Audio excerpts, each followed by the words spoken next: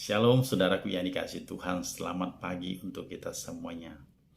Sebagai renungan kita untuk sepanjang hari ini, saya sampaikan firman Tuhan yang terambil dari Injil Matius 6 ayat 33, demikian bunyi firman Tuhan. Tetapi carilah dahulu kerajaan Allah dan kebenarannya, maka semuanya itu akan ditambahkan kepadamu. Siapapun saudara, apapun masalahmu, bagaimanapun keadaan hidupmu, kita sebagai orang Kristen, sebagai pengikut Kristus, sebagai orang percaya, yang terutama di dalam kehidupan kita, harus andalkan Tuhan. Kita harus utamakan Tuhan di dalam hidup kita. Sebelum kita melakukan aktivitas kita, semua rencana program kerja yang akan kita kerjakan, kita harus bertanya kepada Tuhan.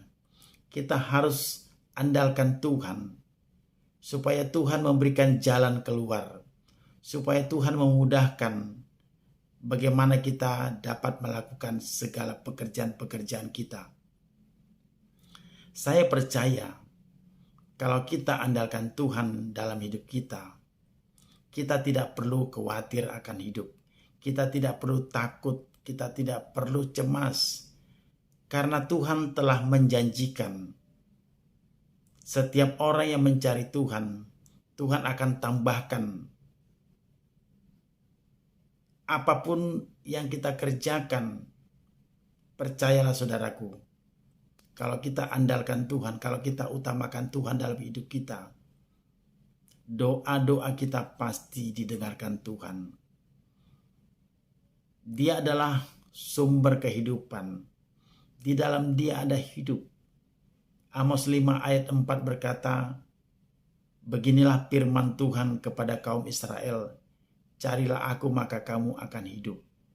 Benar saudaraku yang dikasihi Tuhan, Allah itu hidup.